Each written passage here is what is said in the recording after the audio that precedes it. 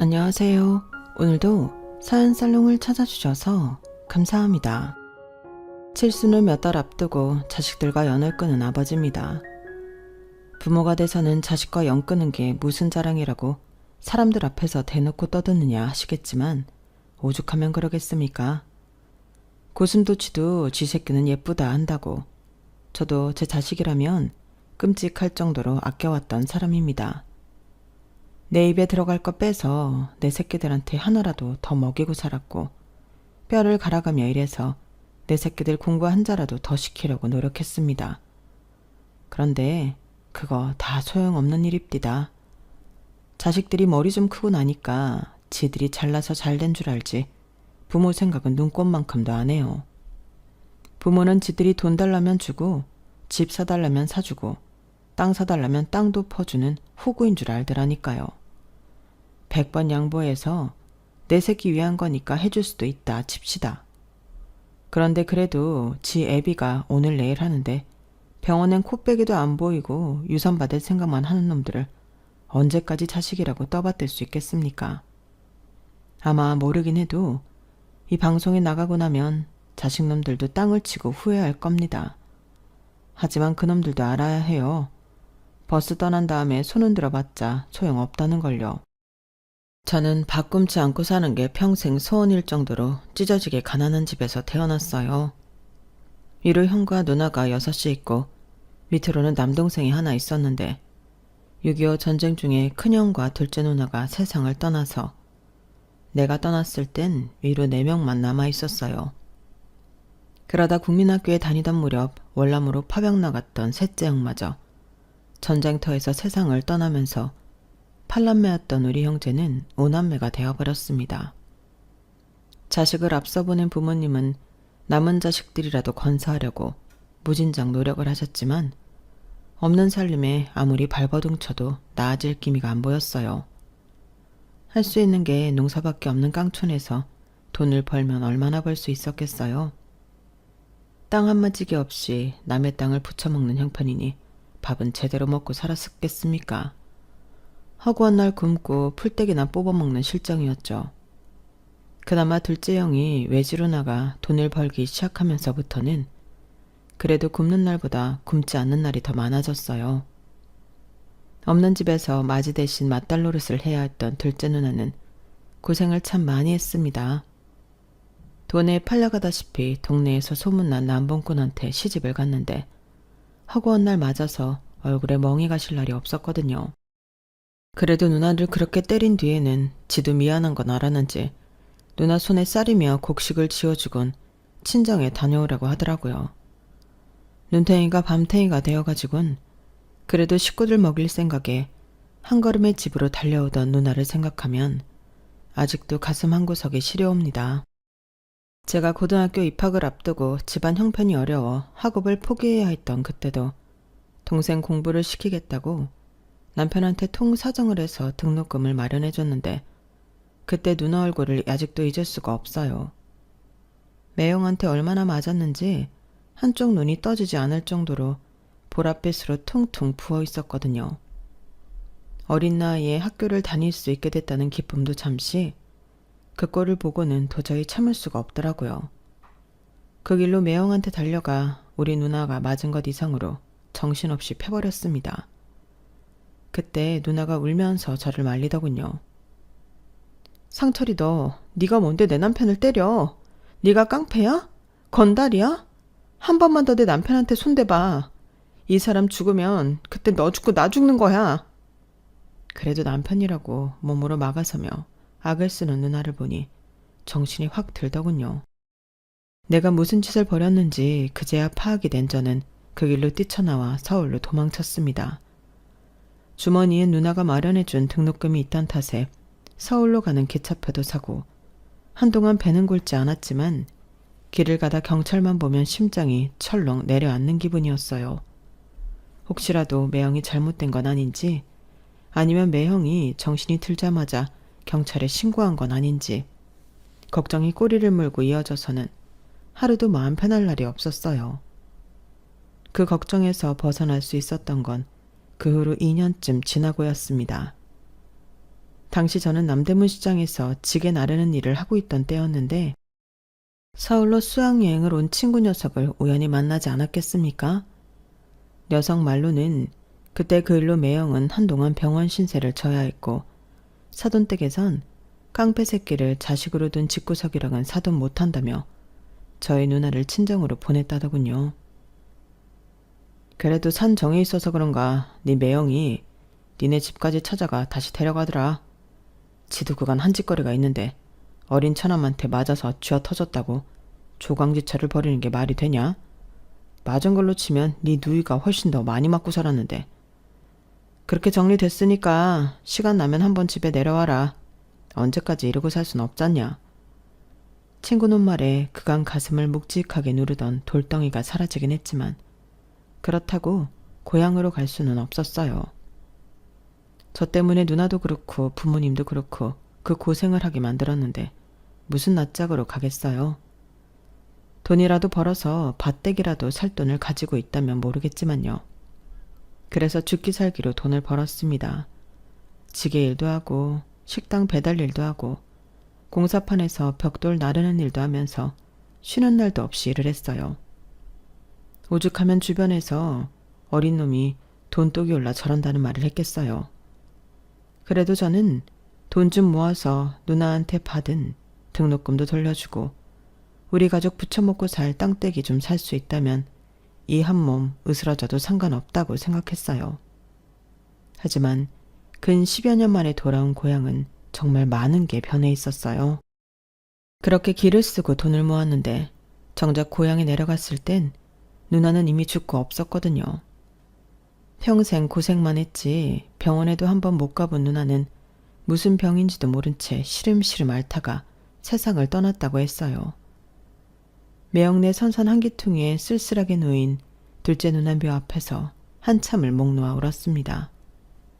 못난 동생이 이제야 누나한테 은혜도 갚고 서울 구경도 시켜드리려고 했는데 돌아올 수 없는 강을 건너시다니. 지난 10여 년 동안 발버둥 치며 살았던 그 시간들이 부질없게만 느껴졌어요. 돈 벌어서 은혜 갚겠다고 서울에서 아등바등 할 시간에 고향에 내려와 누나한테 사죄하고 밥이라도 한 끼 함께 먹을 걸 그랬다는 뒤늦은 후회가 들었어요. 둘째 누나는 제게는 엄마 같은 존재였거든요. 제가 7살 무렵 어머니께서 세상을 떠나셨는데 그때 이후로 둘째 누나는 제게 있어 엄마나 다름없었어요. 씻기고 먹이고 재우고 그걸 다 둘째 누나가 해주었으니까요. 그래서인지 둘째 누나의 죽음은 다른 형제들의 죽음과는 또 달랐어요. 제 마음의 한구석을 도려낸 것처럼 쓰리고 아팠거든요. 누나의 죽음 외에도 고향집은 많은 게 변해 있었어요.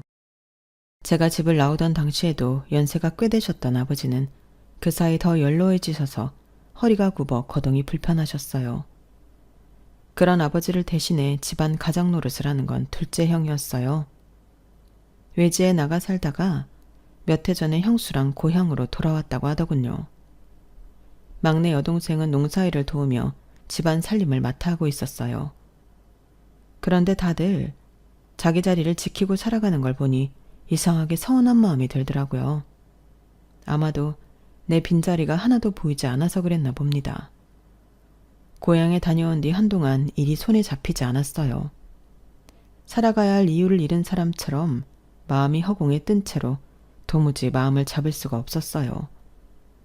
그때 저를 잡아준 건 제 아내였습니다. 아내는 제가 공장에서 일하던 시절 만난 사람인데 제가 속해 있던 미장팀이 밥을 대고 먹던 밥제 딸이었어요. 고향에 다녀온 뒤로 일도 손에 안 잡히고 사는 게 사는 것 같지 않던 시절이었는데 그때 아내를 처음 보고는 텅 빈 것 같던 마음이 채워지는 기분이었어요.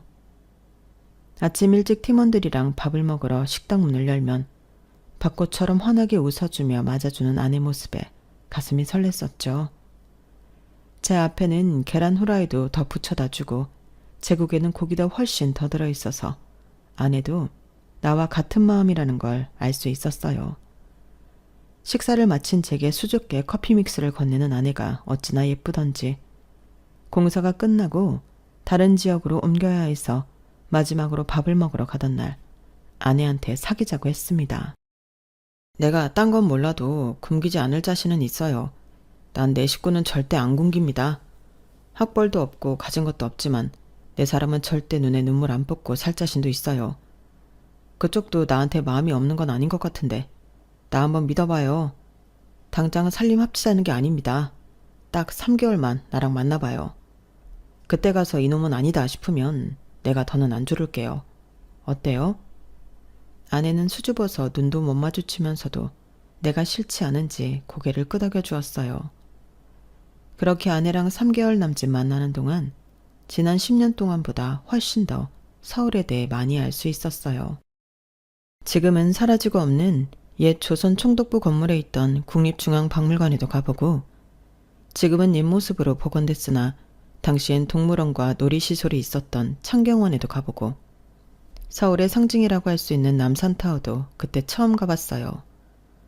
서울 곳곳에 이렇게 멋진 곳이 많은 줄 그제야 처음 알았을 정도로 저는 그동안 돈 버는 데만 혈안이 돼서 살았던 거예요.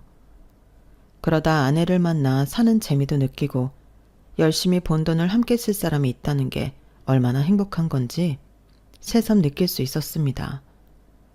처음 3개월만 만나달라고 했던 것과 달리 우리 부부는 사귄 지 3개월 만에 살림을 차렸어요. 지금이야 결혼식 한 번 하는데 수천에서 수억을 쓴다고 하지만 그때는 그런 게 어딨나요. 여유가 되면 예식장에서 하고 형편이 안 되면 그냥 혼인신고만 하고 사는 거죠. 게다가 장인 장모님이 실향민이라서 처가 쪽에 부를 식구들도 없었어요. 저희 쪽도 딱히 부를 친척이 없는 건 마찬가지였고요. 그래서 월세방 하나 구해서 신혼살림을 차렸습니다. 그 작은 방에 살면서 시골에서 막내 여동생이 올라오면 같이 지내고 고향 친구놈들이 찾아오면 며칠이고 집에 재워주곤 했으니 우리 집사람 성격이 참 무던한 사람인 거죠. 아내는 하루 종일 장인어른이 하시는 식당에서 일을 하고도 제가 일 끝날 시간이 되면 집으로 달려와 따뜻한 저녁상을 차려주고는 다시 가게로 일하러 가곤 했어요.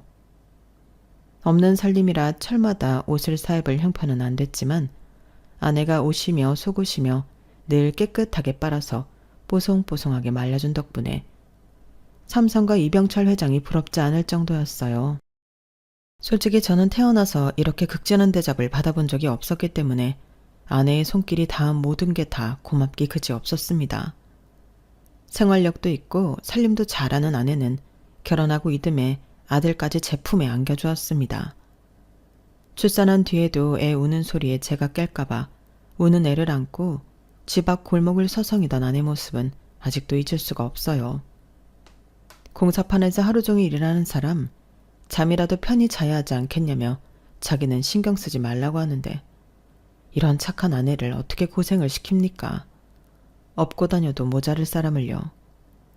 결혼 전에 고생 안 시키겠다고 약속을 했지만 그 마음을 다잡은 건 전적으로 아내 때문이었어요.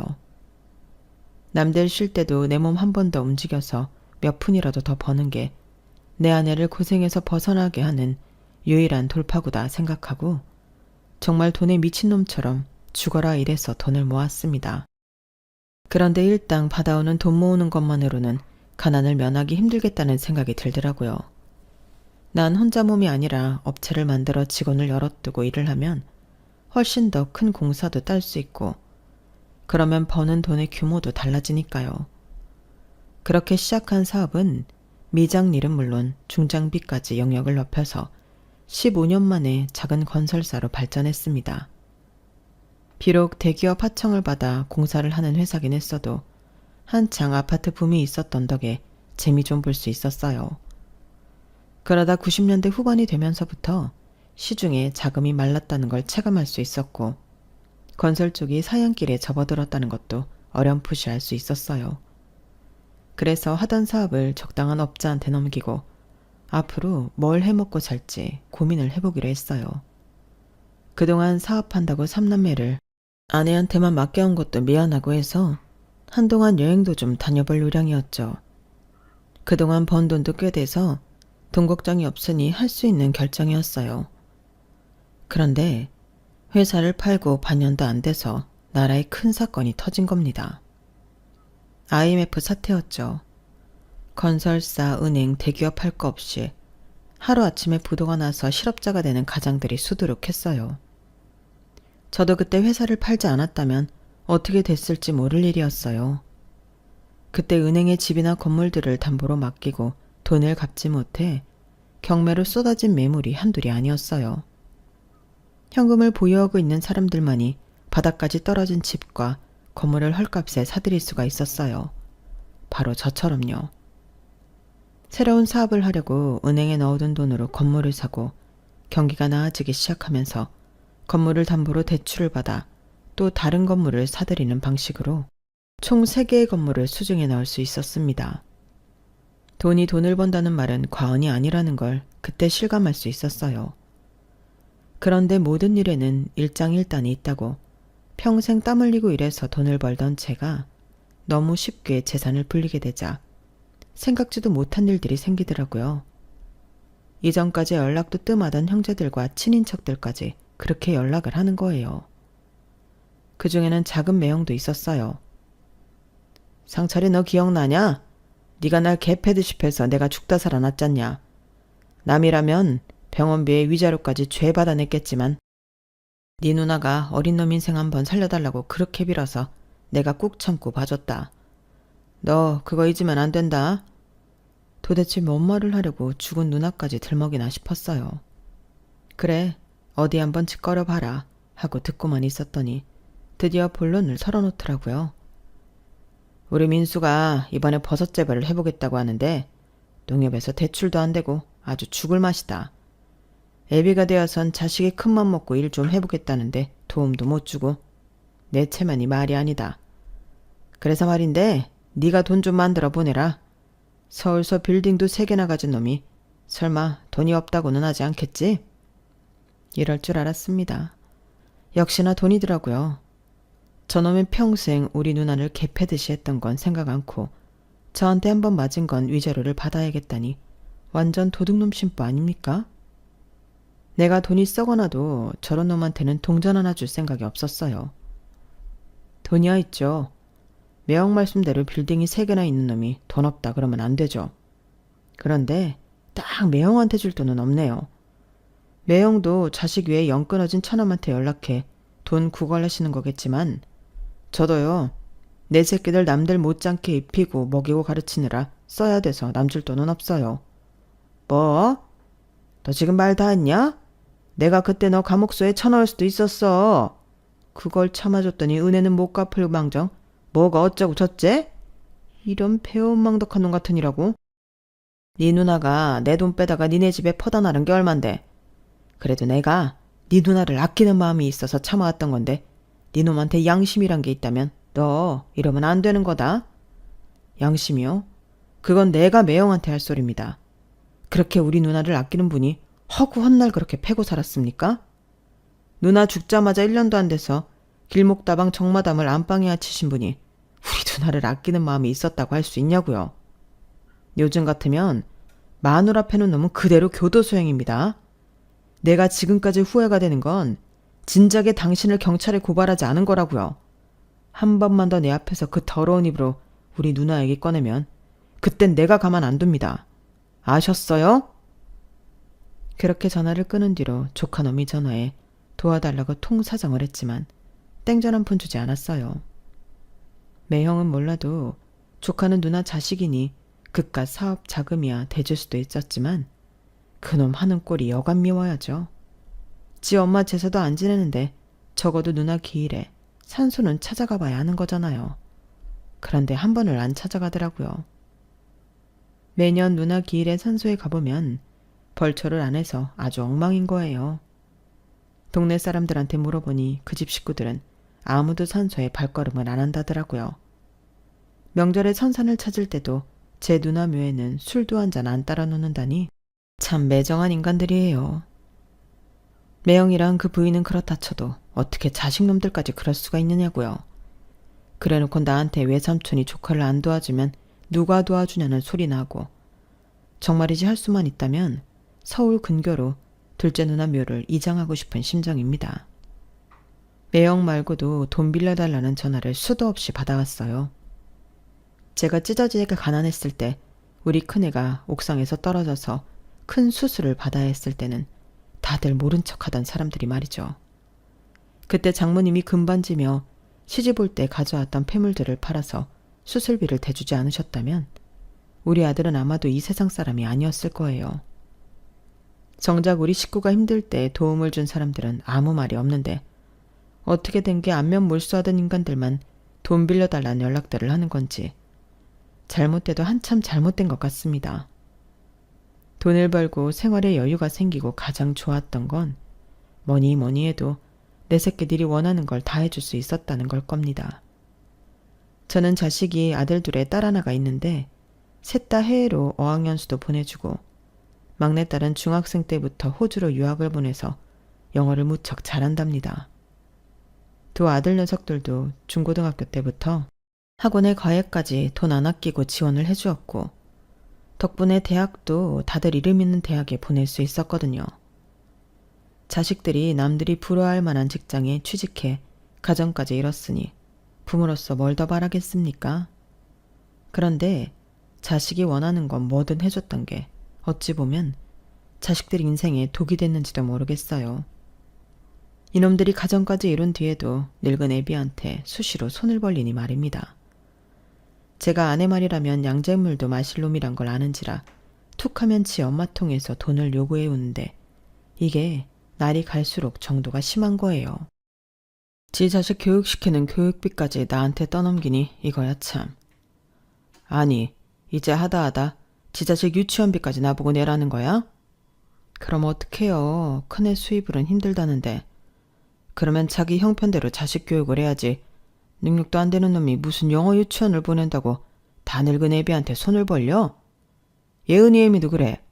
지 남편 벌이로 힘들면 지도 같이 벌 생각을 해야지. 결혼한 지가 언젠데 여직 집에서 놀면서 요가니 피타니 필라 머시기니 지 못 만들 생각만 하고. 아니 지가 미스 코리아 나갈 거야? 탤런트가 될 거야. 허튼 데 쓸 돈 아껴서 지 자식 공부시킬 생각은 안 하고 어쩜 그렇게 생각이 없나 몰라. 여보, 그러지 말고 이번 한 번만 도와줘요. 요즘 애들은 다 다닌다는데 예은이 혼자만 영어 유치원 안 보내면 애가 얼마나 기가 죽겠어요. 당신은 손녀딸이 남들 앞에서 기죽고 있으면 보기 좋겠어요? 그러니 이번 한 번만 도와줍시다. 다 원참.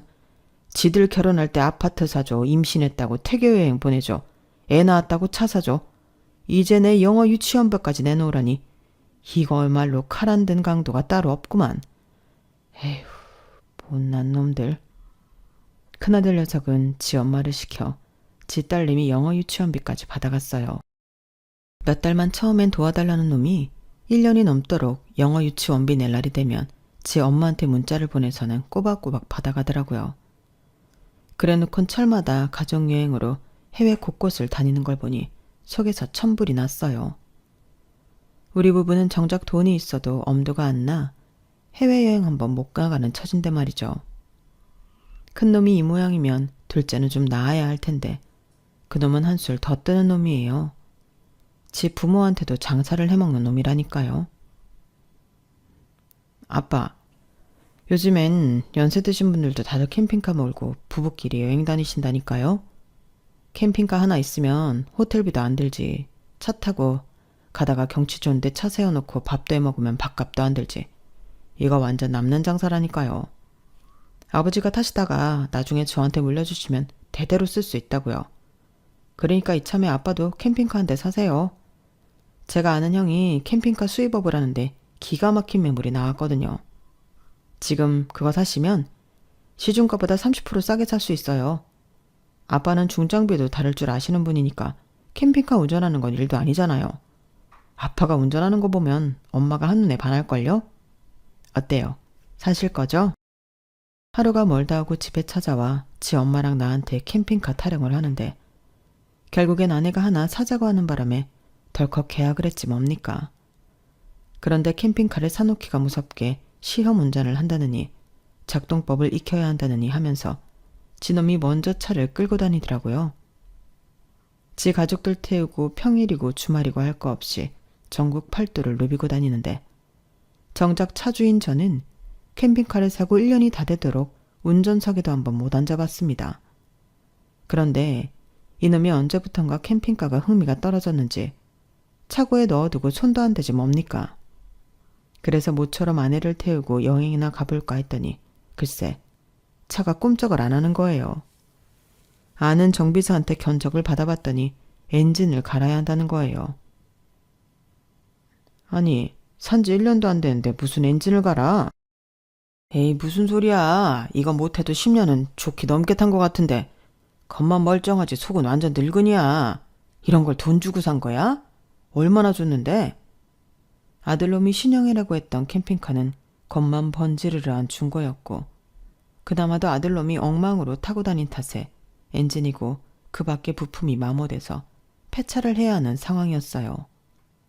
알고 보니 둘째 놈이 지가 아는 중고상하고 짜고는 지 애비를 상대로 사기를 친 거였어요.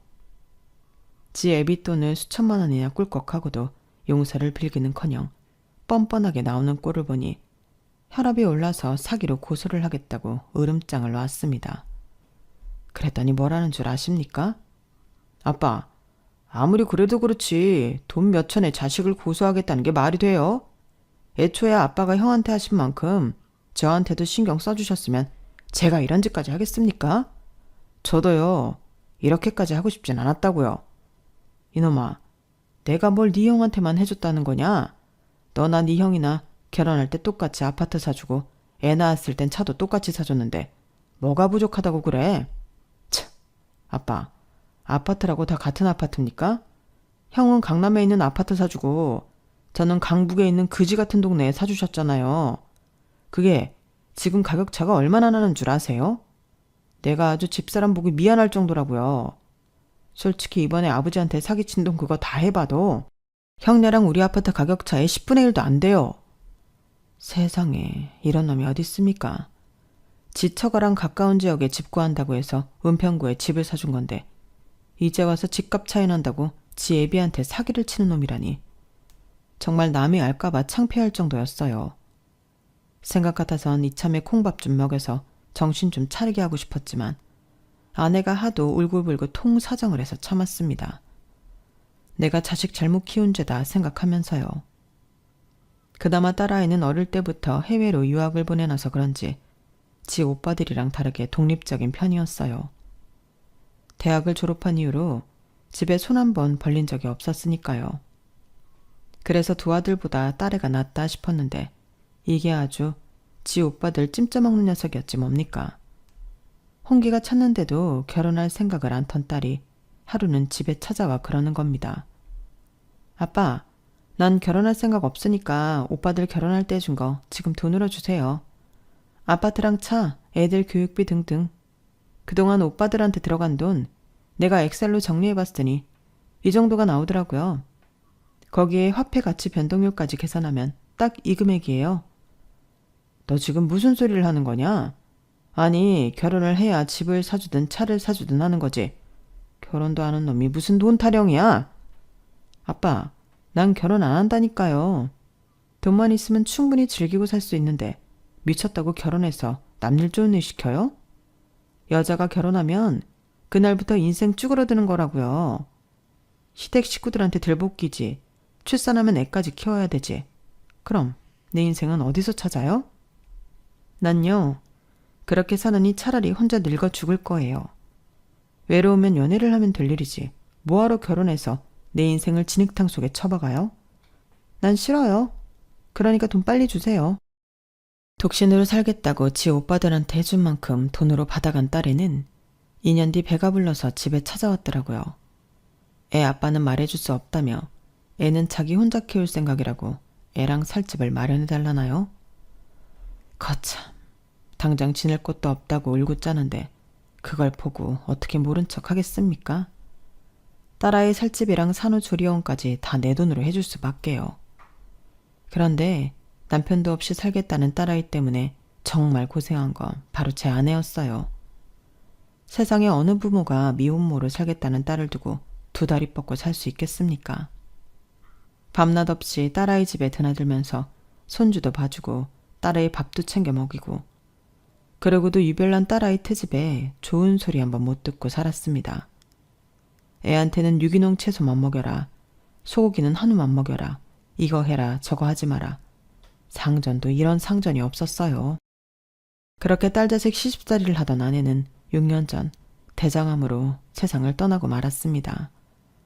아내가 죽고 나자 한동안 살고 싶은 생각도 들지 않았어요. 그 큰 집에 혼자 덩그러니 앉아서 하루가 가기를 기다리는 것밖에는 아무런 낙이 없었어요. 그렇게 일주일이 지나고 보름, 한 달이 지나도록 저희 집을 찾는 사람은 아무도 없었습니다. 아내가 매일같이 쓸고 닦아가며 반들반들하게 광을 내놓았던 집은 어느새 먼지가 앉고 때가 타서 엉망이 되어버릴 무렵 절대로 울리지 않을 것 같던 초인종이 울렸습니다. 혹시나 자식놈들 중 하나가 찾아왔나 해서 문을 열었더니 웬 중년 여성과 낯선 청년이더라고요. 주민센터 직원과 함께 저희 집을 찾아온 청년은 근처 대학 사회복지학과 학생이라고 했어요. 다짜고짜 자기들이 도울 게 있을까 해서 왔다길래 도대체 어떻게 알고 우리 집에 찾아왔느냐고 했더니 제가 사는 아파트 상가 마트 주인이 알려줘서 왔다더라고요. 어르신께서 매일 라면만 드신다고 아파트 상가분이 그러시더라고요. 사모님이 돌아가신 지 얼마 안 됐다고 들었어요. 그러고 보니 아내가 세상을 떠난 뒤로 입맛도 없고 딱히 해먹을 줄 아는 것도 없어서 매일같이 마트에서 라면을 사다 먹었더니 그걸 보고 주민센터에 연락한 모양이더군요. 내 자식들도 나 몰라라는 판에 이웃이 라면만 먹는 걸 보고 주민센터에 대신 도움을 청해주다니 그래도 아직은 인정이 있는 세상이다 싶었어요. 어르신, 제가 도와드릴 테니까 인터넷으로 돌봄 서비스 신청을 하세요. 그래야 정식으로 도움을 받을 수 있어요. 젊은 청년은 자신이 들고 온 전자기기를 꺼내 저 대신 독거노인 돌봄 서비스를 신청해 주었어요. 그리고는 그날 이후 민석이라는 청년은 매일같이 우리 집에 찾아와 밥은 먹었는지 필요한 건 없는지 물어가며 집 청소도 도와주고 저를 데리고 근처 공원으로 산책도 가주곤 했습니다. 처음엔 청년의 방문이 불편하기만 했던 저도 조금씩 청년과 서스럼 없이 지내게 되었고 그러는 사이 청년은 대학을 졸업하고 정식으로 사회복지사가 되었어요. 자기 관할 구역이 아님에도 매일같이 출퇴근길에 찾아와 말벗도 해주고 같이 밥도 해먹는 사이가 되었죠. 도대체 어떤 부모 밑에서 가정교육을 받고 자랐길래 이리도 바르게 자랐나 싶어 하루는 부모님은 뭐 하는 분이냐고 물었더니 부모님이 안 계세요. 태어나자마자 시설에 버려졌거든요. 아니, 그럼 내 코가 석잔데 남을 돕겠다고 그런 일을 한다는 거야? 아이고 참. 민서가 누가 누굴 돕는다고 그래. 기껏 힘들게 공부를 했으면 남들보다 잘 살 궁리를 해야지. 어르신, 저 잘 살고 있어요. 후원자분들 도움으로 대학도 다녔고요. 이렇게 사회복지사도 됐잖아요. 제가 지금 이렇게 한 사람 몫을 하고 살 수 있는 건 다 후원자분들과 국민들 세금 덕분이에요. 그러니 제가 받은 거 이제는 저도 갚고 살아야 할 거 아닙니까? 민석이 말을 듣는 순간 망치로 머리를 한 대 맞은 기분이었어요. 그동안 남들보다 잘 먹고 잘 입고 살겠다고 아등바등 돈을 모아왔던 제 자신이 부끄러울 정도였어요. 쥐뿔도 없이 서른을 바라보는 나이에 고시원에 살면서도 남들한테 받은 걸 갚을 수 있다고 좋아하는 민석이가 저보다 훨씬 어른스러워 보였습니다. 그래서 나도 이젠 좀 달라져야겠다는 생각을 했습니다. 먼저 민석이한테 고시원을 나와 우리 집에서 같이 살자고 했어요. 집도 크고 빈 방도 많은데 한 사람 더 들인다고 뭐가 달라지겠어요? 그렇게 민석이랑 한 집에 살면서 나도 사회를 위해 뭘 할 수 있는지 많은 생각을 했습니다. 부모 없이 자라는 아이들을 위해 시설에 기부도 하고 무료 급식소에 쌀도 보내고 학비가 부족한 애들을 위해 대학에 장학금도 보내줬습니다. 살면서 돈 쓰는 게 하나도 아깝지 않았던 건 그때가 처음이었어요. 그렇게 몇 년을 민석이랑 함께 살다가 녀석이 결혼을 하면서 다시 혼자가 되었습니다. 민석이가 결혼할 때 부모님을 대신해 내가 살 집이라도 해주겠다고 했더니 민석이도 그렇고 민석이 처도 그렇고 한사코 거절을 하더군요. 부창부수라고 아내도 자기랑 똑같은 사람을 얻어서는 부부가 아주 올곧게 자란 티가 났어요. 결혼한 뒤에도 민석이랑 민석이 처가 수시로 집에 드나들며 반찬도 해다 나르고 딸아이를 출산한 뒤에는 늙은이 척척할까봐 애도 데리고 와서 재롱도 보여주고 했어요. 내 피가 섞인 자식은 아니었지만 친자식들보다 더 자식 같은 존재가 되었죠. 덕분에 저는 인생의 황혼기에 또 다른 즐거움을 느끼며 살 수 있었습니다. 하지만 세월은 이 늙은이 몸을 하루가 다르게 갉아먹었고 결국 병원 신세를 지게 됐어요. 신장한 말기라더군요. 이미 암으로 아내를 떠나보낸 경험이 있던 터라 얼마 못 살 거라는 건 짐작할 수 있었어요. 그래서 민석이를 시켜 자식들한테 연락을 했더니 웬일로 자식놈들이 득달같이 병원으로 달려왔더라고요. 그런데 내가 입원해 있는 병실로는 오지 않고 죄다 주치의방으로 달려갔다는 거예요. 애비 병세가 어떤지 알아야 하니 그런 걸 거라고 생각하고 자식놈들을 기다리고 있었는데 아무리 시간이 지나도 한 놈도 코빼기를 보이지 않지 뭡니까? 그때 쎄한 기분이 들면서 이놈들이 뭔 생각을 하는지 알 수 있었습니다. 이놈들이 병원에 찾아온 건 지 애비가 걱정돼서가 아니라 언제 죽느냐가 궁금했던 거라는 걸요. 보다 못한 민석이가 큰애한테 전화를 했더니 지금 바쁘니까 나중에 전화하라며 끊더랍니다. 수화기 너머로 들리는 소리가 시끌벅적한 게 무슨 파티라도 하는 것 같더라고요. 둘째랑 막내딸 목소리도 간간히 들렸는데 얼핏 들어보니 내가 죽으면 빌딩을 하나씩 나눠 갖자는 그런 얘기를 하는 것 같았어요. 지 애비가 암에 걸려 오늘 내일 하는 판에 유산받을 생각에 파티를 벌이는 자식들이라니. 이런 걸 그동안 내 등골 빼가며 키웠다는 게 그렇게 후회가 될 수 없었어요. 그래서 변호사를 불러 유언장을 만들었습니다. 그리고는 서류 정리가 다 끝난 그날 자식들을 불러 유언장을 공개했어요. 변호사 전화를 받고 병실로 달려온 자식들은 제가 이미 죽은 줄 알고 있었는지 병실에 들어와 멀쩡한 나를 보고는 귀신이라도 본 표정들이더라고요. 놀랄 거 없어. 죽기 전에 내 손으로 유산 정리하고 싶어서 부른 거니까. 다들 정신 사나우니까 문과에 서 있지 말고 들어왔으면 앉아라. 그렇게 자식들을 한자리에 앉혀놓고 변호사를 시켜 유언장을 낭독하게 했습니다. 결론적으로 제가 가진 빌딩 중 2개는 팔아 재단을 만들고 그 재단은 민석이가 관리하게 했습니다. 민석이가 자랐던 것 같은 보육시설에 후원을 하고 부모 없는 애들이 자립할 수 있게 도움도 주고 학비도 대주는 일을 하라고요. 그리고 남은 빌딩 하나는 제가 입원해 있는 병원에 기부하기로 했습니다. 수술비가 없어서 고생하는 환우들한테 수술비도 대주고 의료보험이 적용 안 되는 고가의 약이 필요한 환자들한테는 약값도 대신 대주라고요. 그리고 제가 살던 아파트는 민석이 앞으로 해주었습니다. 세금은 건물 2개 판돈에서 떼어 이미 납부한 상태고요. 여기까지 발표를 하자 자식놈들이 득달같이 달려들더군요. 아버지, 지금 뭐 하시는 거예요? 자식이 3이나 있는데 그 많은 재산을 죄다 남한테 준다고요? 그럼 우리는요? 아버지 자식인 우리는 뭘 가지란 거냐고요? 병말이 맞아요. 어떻게 아버지가 우리한테 이러실 수가 있어요? 피도 안 섞인 저 인간한테는 재단도 맡기고 집도 주면서 왜 우리한테는 10원 한 장 안 주냐고요? 이건 무효예요. 절대 받아들일 수 없다고요. 오빠들 진정해. 법적으로 우리가 받을 수 있는 금액이 있으니까. 아빠가 이렇게 나오면 우리가 소송을 걸어서라도 받아내자고. 막내딸은 지 오빠들보다 이성적으로 나왔어요. 하지만 이어진 변호사의 말에 지 오빠들처럼 미쳐 날뛰기 시작하더군요. 그동안 아버님으로부터 증여받은 아파트, 차, 그 밖에 거액 현금들을 따져볼 때 소송을 하셔도 딱히 받으실 금액이 없으실 겁니다. 특히 따님은 2 오빠들보다 2배는 더 가져가셨기 때문에 더더욱 그렇죠. 다른 로펌을 찾아가 상담을 하셔도 마찬가지일 겁니다. 변호사의 말에 자식들과 며느리들은 하늘이 무너진 것처럼 망연자실한 표정이었어요. 막내딸은 방방 뛰며 울고불고 난리였고요. 그동안 내가 니들한테 너무 많은 걸 줬어. 그러지 말아야 했는데 말이다. 늘 받고만 살다 보니 니들은 받은 거에 대해 고마워하는 마음도 없잖니. 이 예비가 마지막 하는 길에 내 자식들한테 그동안 못했던 참교육을 하려는 거니까 그렇게들 알고 돌아가거라. 그리고 똑똑히 들어라.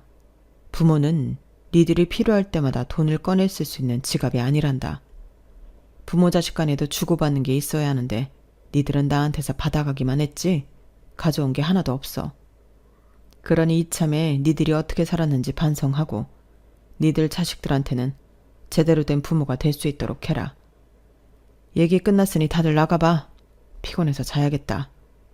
한바탕 난리를 치고 난 뒤 자식들은 개별적으로 민석이한테 연락해 재단이랑 집을 내놓으라고 어르고 달래고 협박까지 했던 모양입니다. 그래서 변호사를 시켜 자식들한테 경고를 했습니다. 한 번만 더 민석이한테 연락해 협박하면 그동안 증여해준 재산도 회수하겠다고 말이죠. 그제야 자식놈들은 잠잠해질 수 있었어요. 저는 여전히 암투병 중이고 언제 세상을 뜰지 알 수 없습니다. 하지만 그래도 죽기 전에 내가 할 수 있는 일을 처리한 것 같아서 시원하기도 하고 한편으로는 마음이 무겁기도 합니다. 내 자식들은 내가 잘못 키운 탓이니 누굴 탓하겠습니까? 부디 여러분은 내 자식이 예쁘다고 내 새끼 입에만 맞는 걸 넣어주지 마시고 옆에 있는 친구들과 나눠 먹을 줄 아는 아이가 되도록 교육하시기 바랍니다. 안 그러면 저처럼 늙어서 후회하게 될지 모르니까요. 지금까지 제 사연을 들어주셔서 감사합니다. 다들 건강하시고 행복하십시오. 여러분, 사연 댓글에 응원과 현명한 조언 부탁드려요. 좋아요와 구독은 저에게 큰 힘이 됩니다. 오늘도 좋은 일 가득하세요.